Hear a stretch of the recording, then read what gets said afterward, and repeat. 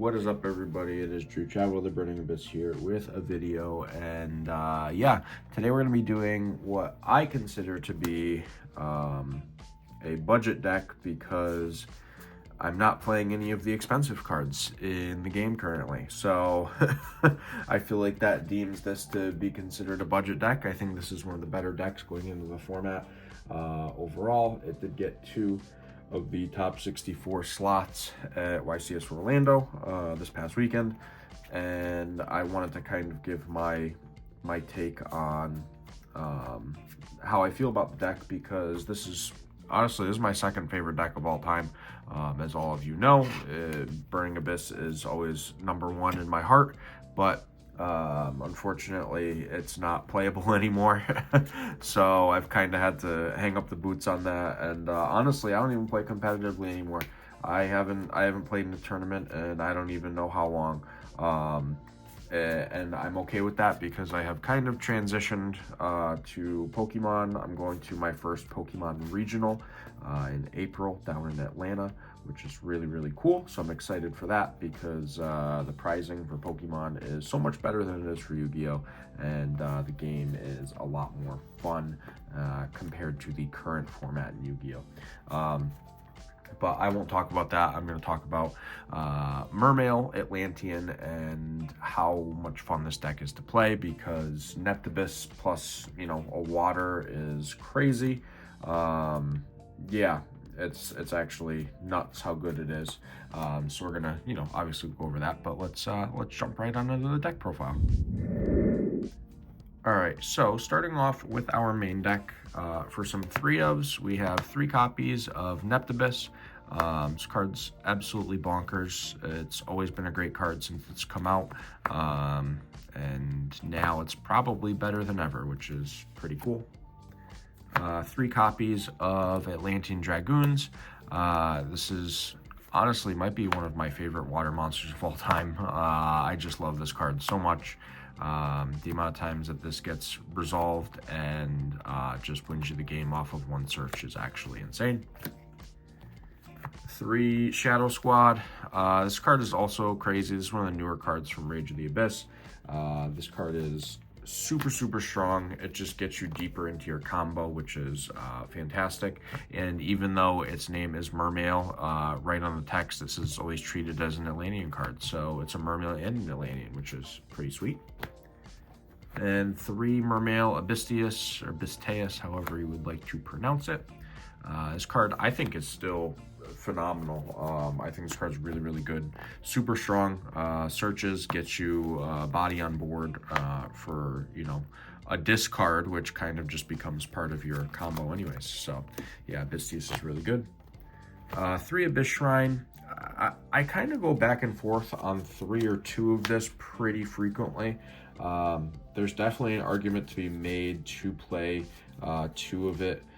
It's kind of player preference, and like for me, it's tough. I do go back and forth on ratios with this, but yeah, still a really good card. 2 Poseidra. I think this card is crazy. I don't think this is a 3-of. I think this is a great 2-of, to be honest. It's super accessible. Yeah, I think 2 of this is probably best. It's really good going second, and it's really good going first, but there's an extra really in going second for a reason. Yeah, super strong card though. Then the 1-ofs, we have 1 Pike, 1 Gund, 1 Infantry, 1 Moulin, 1 Minstrel, and 1 Adrian. I think that this is probably the one thing that's a little different in lists that I've seen. Is I see a lot of people cutting Gund. I don't ever feel like cutting this card. Like, this card is just so good all the time. Like, if you really want to cut this and you want to kind of like copy paste the list that I'm using for the most part, like, play a second Minstrel. Like, honestly, Minstrel going first or second is good, but like, Gund is so good and it gets you access to so much. Like, I'm gonna show you in the combo that I have as to why I like this card so much, because like it gets you another body on board and helps you extend your combos. So yeah, I think that I don't think I've talked much about any of these other cards though, because they're good. The one thing I will say is we are playing one Pike and we are not playing the Coelacanth. When I started playtesting and running all the new combos, I was like, oh my god, I'm like, Coelacanth is like ridiculous, like it's super strong. And then I started like drawing it as a brick, and I was like, oh, I'm like, that kind of sucks, like, but I could still do like a pretty good board.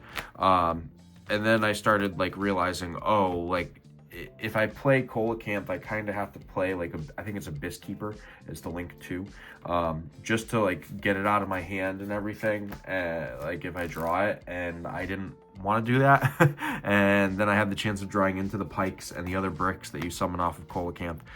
So I've opted to cut it down to just the one Pike, and honestly, it's perfectly fine. Now, normally in most lists, you would see certain hand traps, such as like Fualos and the Dominus cards, but because I don't play the game anymore, you're not going to see those, and that's what makes this deck budget, because we are saving like $600 by playing cheaper cards. And it doesn't matter because Fualos is getting reprinted in April, and I wouldn't be surprised if Impulse got reprinted too, or in Purge. I think this deck plays, I think Impulse is the one that Mermail plays most of the time. But I'm just going to show you the hand trap stuff I am playing, because like it's kind of still like relevant. 3 Ash, it's been relevant since it came out in Maximum Crisis. Like just play the card, just play it. My spicy hand trap is Drolls, or I'm sorry, not Drolls, Ogres. I like this card a lot because it does really hurt the top 2 decks, being, you know, your Ryzeal variants and your Malice variants, because you hit a Splash Mage against Malice and it's really good. You hit a Duo Drive in Ryzeal, it's really good. So yeah, I think that Ogre is actually a really solid card. Then we have 3 Nib, because the top decks all play into it. So yeah, we're gonna play it and try and OTK if we're going second. Then 3 Imperm. I don't think I have to go too in depth with this. A lot of the lists that I see now play Imperm anyways. Usually it's Imperm, Ash, Impulse, and Fualos, but I'm not playing the expensive cards, so it's just, you know, Nibs and Ogres and Ashes and Imperms. So those are all the hand traps though. The other cards that we play, I play Double Talent. His card's like really good. Arguably you could cut one of the Abyss Rhines and play a 3rd talent, because whether you're going first or second, seeing this card is always good, because you're either going to get hand trapped or you're going to get your opponent to respond with something if you're going second. So this card is phenomenal, like absolutely phenomenal. Then we have 1 Called By, just to, you know, stop hand traps or whatever. Then the last 2 cards are the Equip and the Trap. This card is actually insane in the testing that I've done with it.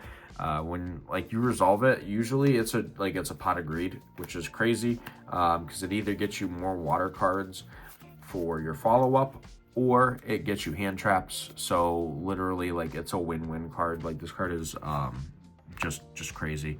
And then the Equip spell, like, this can definitely come up. There are times where in the follow-up it helps you just kind of push through a board and OTK. So I think that this card's actually like pretty solid. Yeah, so those are my 2, I guess you could call them bricks in a way. I would call this a brick more than this, because if you can start your combo and you get interrupted, this becomes something to help you extend and keep playing. So yeah, those are the cards that we play in the main deck though. That is a flat 40, I believe. When I was testing before, that was another reason that I opted to cut like the Coelacanth and the Pikes and everything, or the spare Pikes I should say, because like I was at the list I was testing, I was at 43 cards, and I'm like, I really don't like 43 cards. Like 40 has always been like my thing. I love playing 40. When Desires first came out, I was all about playing 41, and for whatever reason, it just like worked really well for me math-wise. But 40 cards has always kind of been where I've wanted to be, and I had to cut certain things to get there. So, but that's the main deck. Let's hop on over to the extra deck now. All right, so going into the extra deck, we are going to see 2 Toad and 2 Bahamut, which I think is just kind of normal in lists now. I think that's just kind of how it is. We have 1 Dweller and 1 Stealth Kraken. I have a feeling this is going to get banned soon. Yeah, I think this and Shifter are probably due for a ban on the ban list. I would not be surprised. The OCG did it, I believe. I wouldn't be surprised if we did, but I think that both these cards for now are really, really good. So gotta play them. Then the 7s, 1 Gaios, 1 Trite, and 1 Poseidra. This is the most expensive card you're gonna get to play the deck, but comparatively, if you're like not picking up all the expensive hand trap stuff, you will save a lot of money, and you won't have to worry that much about the price tag on it being a little bit higher than, you know, all the other cards in the deck. For the most part, everything else is fairly cheap anyways, so that's kind of nice. Then I play Trish and Cheng Ying. I think that these cards are really, really cool. There are definitely times where you can loop your opponent for like 4 cards, which is really, really cool. And the Cheng Ying can definitely come up to be, you know, kind of either another interruption or just help you in pushing for game, because he is a big stat on the board. So those are my 2 synchros. My link monsters, we play the 1 Alacia, the 1 Anemone, the 1 King, and the Atlantis. I was watching some, I watched both of the profiles actually from Orlando, and I know the guy that played top 32. It didn't look like he played Atlantis, which to me was really, really weird, because like this card is just broken. Like this card is so good. Like you waterlock yourself in many different ways, so using this to just OTK is crazy, because it does come up like a lot, where you're just like, oh, okay, yeah, let me just Atlantis in the waterlock and just push for game. So yeah, I think that these are all worth playing. I think that they're all really good. I think these 3 are definitely a requirement, and this is, you know, the cuttable of all the link monsters, but I still think that you should play this. I personally would not cut it, but I can see that people are going to for whatever reasons they may have. That is the extra deck though. I'm gonna go ahead and show you the side deck now. All right, so side deck, we have some more hand traps. We have 3 Lancia for primarily Malice. I don't think that needs too much of an explanation. This card's crazy good. Triple Droll. This is definitely gonna come up. You're gonna play against something that searches a lot, and you're going to hope that you have a Droll to stop your opponent from searching so much. So more hand traps is always good. Then I play 3 Eclipse, 2 Storm, and Feather Duster for kind of my, if you want to call them board wipes, my board wipe cards. I think that these are all fantastic, and they put in a lot of work. So that's those. And then for going first, 3 Barrier. I don't think this needs much of an explanation. Like, it's Barrier. You flip against Ryzeal and you probably win. You know, you negate something with your Toads first to kind of get your Toads out of the way, and then you Barrier to, you know, cut your opponent off. You know, put them in quite a rough spot. But yeah, I think that Barrier is still one of those crazy cards. I'm honestly so shocked that this card has not gotten banned in the time of its existence. But yeah, it is what it is, and I like Barrier. I've always liked Barrier, so I am not going to be the one complaining. That is, however, the deck profile. I am going to show the combo with Neptibus and basically just another water monster, and kind of show what exactly I'm trying to accomplish and pop off with as my strategy allows. All right, so here we are with our Neptibus plus a water combo. It's, you know, once you start doing it, it's the same combo every single time. So you're normally your Neptibus. You can use the effect to send a Shadow Squad and add an Dragoons. Then your Shadow Squad will trigger, summoning Pike. Pike will discard your Dragoons to search for Abyss Rhine, and then Dragoons will trigger to add a Sea Serpent, which can be your Moon Glacia. You're then going to do your Rhine with your Neptibus. This combo is nib proof too. And you're going to add your Abystius with this. Your Neptibus will trigger to summon your Dragoons. That is going to be summon 3. Summon 4 is for Bahamut. Bahamut effect. And then summon 5 is your Toad. You have 4 waters in the grave, and your Dragoons will now trigger to search for a Sea Serpent. Which at this time, it is probably the point that you could add your heavy infantry. You could also technically just add a random Sea Serpent and not have to worry about having this, you know, random one card, because you will get the search for another Sea Serpent, but that's neither here nor there. So now that we have 4 waters in grave, we can play our Abystius, pitch the random water or the random Sea Serpent that you searched, whatever you would like to consider it. Your Abystius will then trigger, which will get you your Gund. This is why I play Gund, because it's actually insane. Now we have 5 waters in grave, which means we are going to special our Mulan, which is going to rip 2 cards from our opponent's hand. So now our opponent is down 2 cards, which is phenomenal for us. We can now link off our Abystius and Bahamut Shark and make our Coral Anemone. Coral Anemone effect will revive the Shadow Squad. And this is why this is so good, because I'm going to bring this up here so you can see it. Let's hope it just registers and you can pause and read that. Let me just tap it, get the focus going. Maybe. All right, yeah, you should be able to pause that. But discard a card to the graveyard, and water monsters you currently control become level 7 until the end of this turn. So hopefully you're able to pause that and read it if you need to. But you can discard the Gund to make these level 7. And after that happens, your Gund will trigger, and you can bring back your Pike. So now you have your Pike back on the field. You can then overlay these 2. And you can make your Abyss Trite.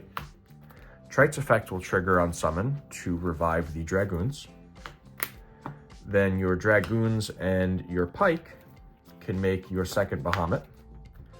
Bahamut effect, detach, summon your second Toad. Then your Dragoons will search for a Sea Serpent. Like I said, this is kind of a 1.5 card combo, but technically you could just, you know, discard a random Sea Serpent that you add off the first Dragoons or second Dragoons. So now we're going to grab another Sea Serpent. Let's just grab the Poseidra so we have it. You can then use your Trite to search for your Steam. And then your Bahamut and your Coral will turn into King. And then you can set your Steam and you can pass. So you technically don't need the extra water card, but if you do, it does get you access to 1 more Sea Serpent, which, you know, is pretty darn strong. So essentially what we have here, which is, you know, absolutely nutty, is a bunch of interruptions. So I'll start by saying the Abyss Steam does get us 2 cards. So let's just assume that we draw hand traps just for the sake of argument. So we draw hand traps, and now, like, we're golden. So this isn't an interruption, but it is something to get you deeper into the deck. Once you do so, you now have some crazy stuff on board, which I can go into. You can Toad effect to negate. Then, you know, you can use Toad's effect. You could also use King's effect to get you the Triana because you did the cost. But now you can add back a water. So, like, if you want to add back a Neptibus, you can. You have your Rhine, which you can banish, discard, and now you get a pop off of that in addition to the draw off the Rhine, which could net you literally anything. Like, could net you a Talons for all I know. Then you have another toad negate, which is crazy because now you get another water back, which you can get like an infantry if you wanted to. And if you drew the hand traps, now you have more interruptions there. And you've kind of looped your resources. Yeah, you just basically pop off and do some wild stuff just off of like 1 or 1.5 cards, depending on how you want to look at it and how you think it's going to end. The deck is very, very strong, very explosive, and kind of just forces your opponent to hand trap it super early, or else they lose pretty much, because you're going to negate all their stuff and hand loop them on top of it. So like they're probably not going to have anything to beat that board, because it's just too good to be able to beat. But we're going to go ahead and I think I'll do a couple test hands. I really got to shuffle this though, because it was in new deck order, so I'm not going to make you watch that. I'm going to cut to the last couple shuffles. All right, so last couple shuffles here. Mix this all up. Give it a few cuts. And let's see where we go. All right, so this is pretty good. Like, this is actually really solid. So we can start with the Abysseus, pitch the squad, which is already just crazy. Then we can go squad 1, Abysseus 2. What do we want to add for a Mermail monster? Because we're probably going to... No, we don't need to summon the pike. We can add the pike, actually. So we add the pike, and then the squad will summon the Neptibus. Neptibus effect can send Dragoons and add a Dragoons. And then after we do that, the Dragoons will trigger. And this is the point where I would definitely add Minstrel. Then I'm going to Minstrel my opponent with the Dragoons, which is going to get 1 card out of their hand. I'm going to put like a card here for each card that we rip. So just keep an eye on this. But then Dragoons will trigger to add another Sea Serpent, because, we're just that good. So we're going to add the Moulin here. We can then summon the Pike. And I'm going to go Pike effect, pitch the Rhine, and literally search for another Rhine. Because now we have 5 Waters Engrave, which we drop the Moulin, and we get to rip 2 more cards from our opponent's hand, which is crazy. Now we can go Rhine effect with the Neptibus. And I think I'm going to... I'm going to add the Adrian. Can we go far with this? Yeah, I think we can. Adrian isn't bad. Yes, I think. Maybe it's Poseidra, maybe it's Adrian. We'll add the Adrian. Then the Neptibus will trigger to revive the Dragoons. These can then turn into Bahamut. Bahamut effect will summon a Toad. Dragoons effect will trigger to search for a Sea Serpent. Probably gonna get the infantry, because I don't think we're gonna get another search that I know of. So infantry to hand. Now we can go Teus and Shark to make Anemone. Anemone effect will revive the Shadow Squad.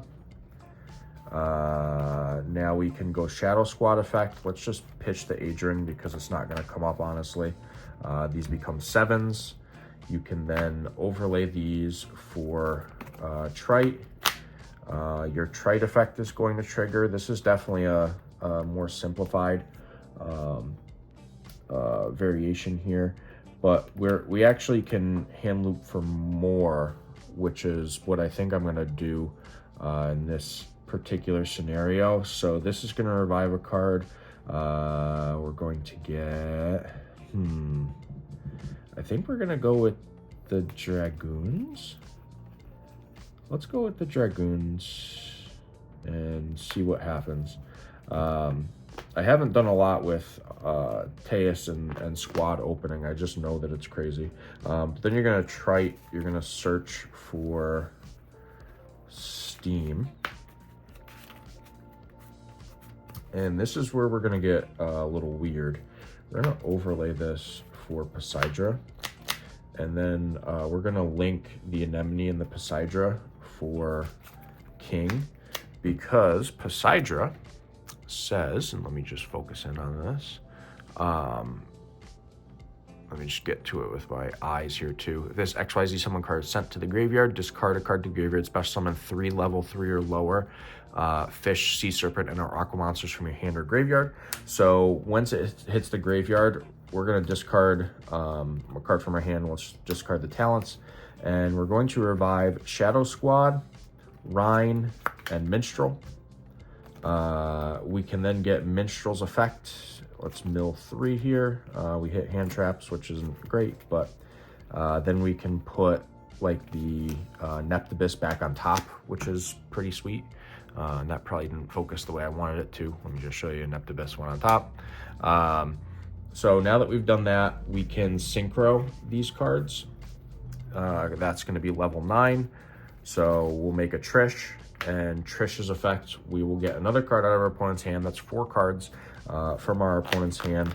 And the only thing that sucks is that we just have this random Dragoons on the board. So technically speaking, what we could do if we don't want to hand loop, so I'm going to show you an alternative. Actually, you know what? If we do that and that, no, I was going to say that doesn't make sense either. I mean, this isn't like integral to keep on the board technically. So you could link this. It's not great, but like I'm just giving you guys a couple lines of things you could do differently. I'm going to go over like 2 or 3 lines of how we could have ended that differently. So let's assume that we didn't do the Trish and our opponent is down 3, but we still did this. What we could do is we could have these become a Cheng Ying. That's definitely a possibility, is having these cards just become a Cheng Ying instead, because that's a tuner, and then these would just get you where you need to be. Which Cheng Ying is actually not bad. It's another layer. And to be honest, I kind of like that in a way. I actually really like that. There's so many reasons that I do like that. So let's go with the Cheng Ying instead of the Trish. And like the Trish is definitely one route, but I don't like having that spare Dragoons up. That's bothering me. So we make the Cheng Ying, and then we do what I said before. We're just gonna have these become an Alacia. And we just, you know, our opponent's going to get the 1 card back from Minstrel, but they're still down 2. And the reason that I still think this is really good is because you set the Steam. Steam is still going to get you a draw 2, which gets us an Ogre, cool, and it gets us the Neptibus that we put on top. So the reason I like this is because when we go Rhine to discard a card, we're going to be able to trigger the Cheng Ying. So like we do the Rhine, we pitch the infantry, we draw a card, and then we're going to get to banish a card on our opponent's field and one of the cards that we looped out of their hand. So they get one of these back because it was Minstrel, but now we get to banish one of the cards from their graveyard and on their field. And then we can Toad negate something. We can actually get the infantry back, and then you can Alacia pitch the infantry, search for a Mermail. So let's grab, let's just grab the Teus. So now we get a Teus, and then the infantry gets another pop, which is crazy, on top of the hand traps that we have. So yeah, so we got 2 pops and a negate out of that. Oh, and the banish. So like they're probably out of cards at that point. Like I don't see them coming back from that. So like even if they attempted to, like in the Lacia dies, that's fine, because Lacia you can literally send like a Dragoons to bring back a card. So like we could bring back the Pike, and then it would be Dragoons 1, Pike 2, probably pitch the Abystius to grab a Rhine, and then your Dragoons would trigger Engrave, which is definitely going to get us the Poseidra. And then we can keep playing and probably OTK from there. That might have been a little messy, but that was like the alternative that I had to, you know, having to use the Dragoons and the King to make Alacia. I think this was probably a much better route to go personally. I think that the interruption that it gave us was a little bit better because we had hand traps on top of it. So like, why not? Like that seems like a better route to me. And the Cheng-Ying, I think the Cheng-Ying offers a larger layer of protection, which is also pretty important, at least in my opinion. But what do I know? I don't play anymore. But let's do another test hand here. I won't go crazy on the shuffling. I'll just do, you know, some quick stuff to kind of you know, make the time pass a little more efficiently for everyone. Because I don't want to make anybody, you know, sit there and watch me shuffle all day. 5 cards. Yeah, there we go. I like that. That's really good. I don't even care about having Abystius. Like, I'm looking at my opponent's hand. Like, that's literally what I'm doing first, is I'm just getting rid of the Abystius with the Minstrel, and I'm ripping a card from your hand. Like, that's what I'm doing. So, like, that's one. Normal the Neptibus, use the effect. Send squad, add Dragoons, squad effect. Go ahead and get the Pike. Pike effect, pitch the Dragoons, get the Rhine. Dragoons effect is going to get us the Moulin here. There we go. We can Rhine with the Neptibus, and I know you're like, oh no, there's 6 waters, but it doesn't actually matter. We have to grab a 7 here. What are we gonna grab? Let's grab the Abystius for extension. Then the Neptibus will revive. That's why it doesn't matter, because now we have 5 here. We can just make the Moulin. We don't have to worry about the Nib because we probably stripped it with the Minstrel. So now we're gonna go here for the Bahamut. Oh, and they're down 2 more from the Moulin. Don't forget that, Andrew. Detach off the Bahamut to make a Toad, and then your Dragoons effect. We'll grab a Sea Serpent. I'll grab something useless for now, like the Poseidra. I know that sounds weird calling Poseidra useless. But now we can play the Abystius, pitch the Poseidra. You could have also grabbed Ron if you wanted to and used Ron, but it is what it is. This hits the board, you get the effects. I'm gonna grab the Abyssgund. From here, let's go Link into Coral. Coral effect will revive Shadow Squad. Shadow Squad pitch the Gund to make these 7s. Gund effect, revive the Pike. These 2 become the Trite. Trite effect summons the Dragoons. These 2 become your second Bahamut. Bahamut effect, summon a Toad. Dragoons effect, search for a Sea Serpent. This is where we're going to get our infantry. Use Trite, detaching to search for Steam.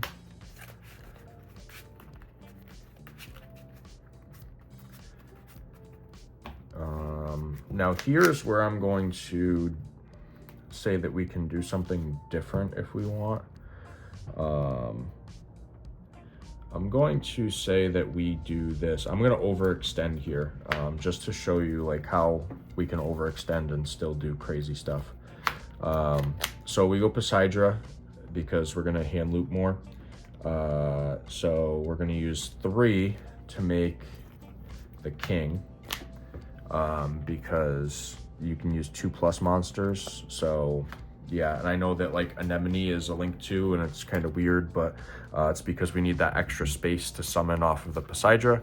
And we're gonna use Poseidra's effect. I'm gonna discard the Ash because like I do want to do something else here. And we're gonna get the Squad, the Gund, and the Minstrel. And then Minstrel effects, let's get 3 off the top. And I guess we'll put the Neptibus back on top. Then we're gonna go here, make the Trish, rip another card, so that's 4. Then we're gonna basically use the equip spell to bring back a card just to use it to link summon for the Alacia. And then we set the steam and we pass. So steam still gets us 2 draws, which gets us the Poseidra that we stacked on top that we know about. Our opponent does get 1 card back, which doesn't really matter. It was the first card that was ripped off Minstrel, but they're down 3, so they're gonna be starting with 3. Which is amazing for us because they start to try and play and we can Toad negate. And then Toad is gonna get back. I'm actually gonna get the Poseidra that I said was quote unquote useless. There was a reason I grabbed the Poseidra because I knew I could get it off the Toad for the follow-up. So now we have Poseidra in hand. We can Lacia pitch the infantry to search for Mermail. Let's get the... did I go through all 3 of my Abystius? That's crazy.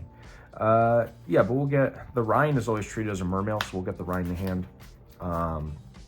And then infantry will pop one of their cards, and then you Toad negate, and then after, when you're going to grab a card, you grab your infantry back, because you can use your Rhine engrave, discard the infantry, draw a card, and then infantry pops another one of their cards.